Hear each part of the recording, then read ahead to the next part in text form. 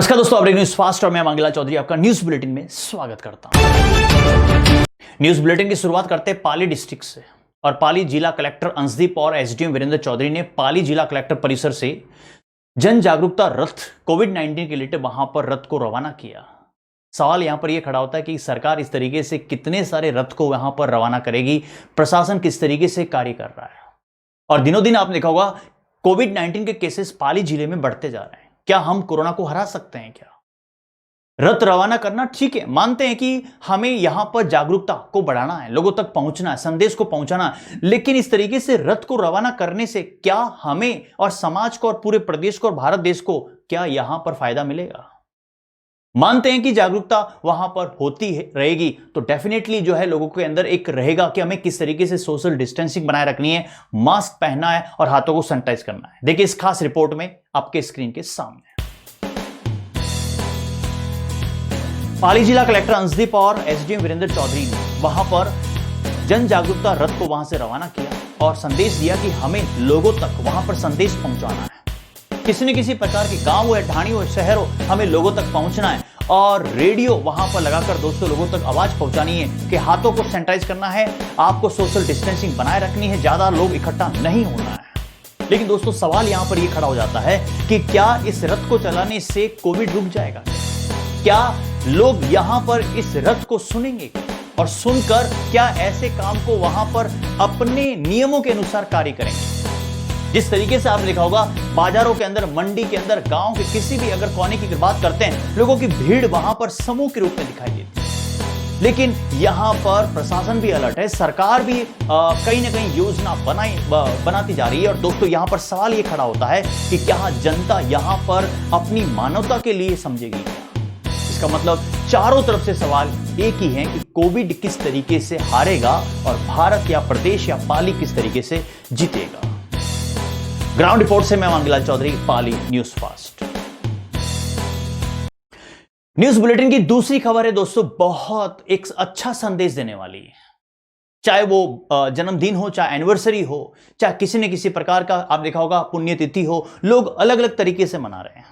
मेघवाल समाज ने मृत्यु भोज की बात करते हैं। पाली डिस्ट्रिक्ट से यह खबर है कि मृत्यु भोज पर वहां पर फैसला लिया गया कि हमें किसी न प्रकार का वहां पर सभी लोग मिलकर, मेघवाल समाज के सभी लोग मिलकर मृत्यु भोज को रोकने के लिए वहां फैसला किया गया। देखिए इस खास रिपोर्ट में आपके स्क्रीन के सामने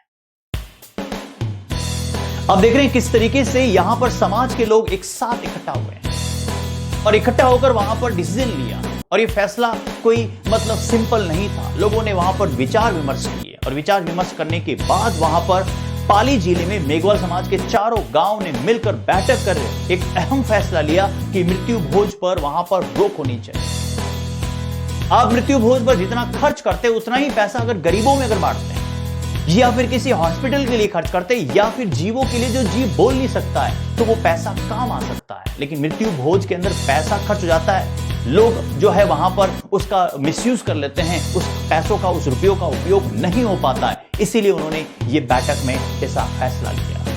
आप देख सकते हैं किस तरीके से लोग वहां पर इकट्ठा हुए, वहां पर सारी चीजें को समझ रहे हैं। एक बात को वहां पर हमें ऐसा निर्णय लेना चाहिए और हर समाज को सोचना चाहिए कि किस तरीके से कैसे यहां पर डिसीजन हम ले रहे हैं।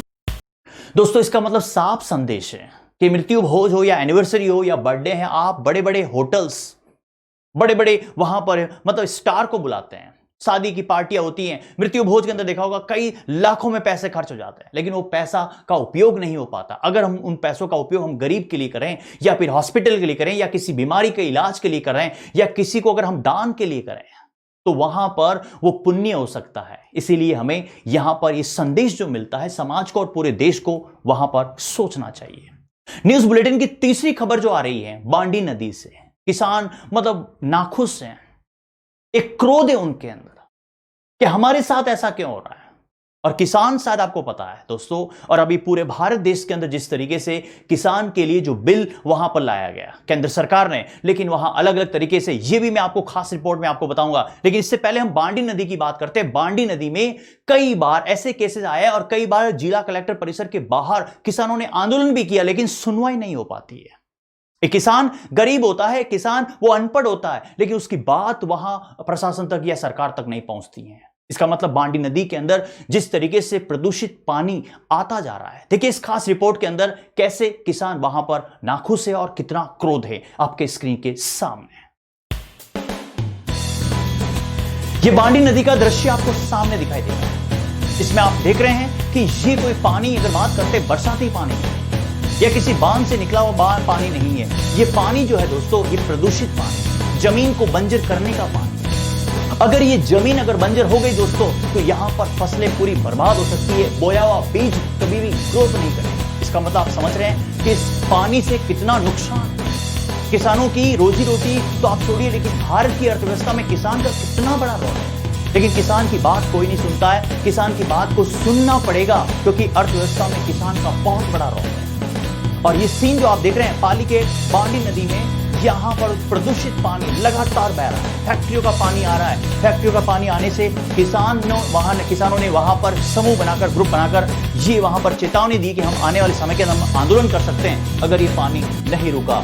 और ये दोस्तों सबसे बड़ी बात है, ये प्रदूषित पानी नेहड़ा बांध में भी प्रवेश हो रहा है। और इस तरीके से अगर प्रवेश होता गया तो आप देख सकते हैं दोस्तों किस तरीके से भारी नुकसान हो सकता है। अगर ये केमिकल वाला पानी अगर जमीन में जाता है तो जमीन बंजर हो जाएगी, और जमीन बंजर हो गई दोस्तों तो पैदावार खत्म हो सकती है। किसान का परिवार कहां जाएगा? इसीलिए आपने देखा होगा लगातार चारों ओर से, पाली हो या प्रदेश हो या कोई भी अगर डिस्ट्रिक्ट की बात करते हैं, किसान आत्महत्या पर तुला हुआ है। ऐसा नहीं होना चाहिए।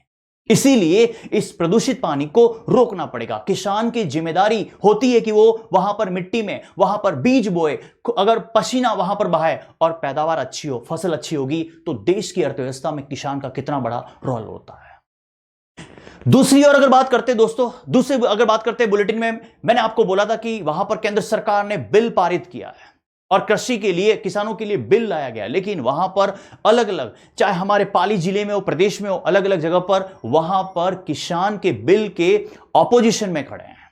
ये बिल पारित नहीं होना चाहिए। सवाल यहां पर ही खड़ा होता है, क्या केंद्र सरकार ने इस बिल को नहीं समझाया? किसान तो अनपढ़ है, किसान एक गरीब है, उसकी बात को कोई नहीं समझता। लेकिन किसान को समझाने के लिए सरकार और प्रशासन का बहुत बड़ा रोल होता है। अगर अधिकारी वहां पर किसान के पास नहीं पहुंचते तो किसान को समझ में नहीं आएगा। देखिए इस खास रिपोर्ट में आपके स्क्रीन के सामने।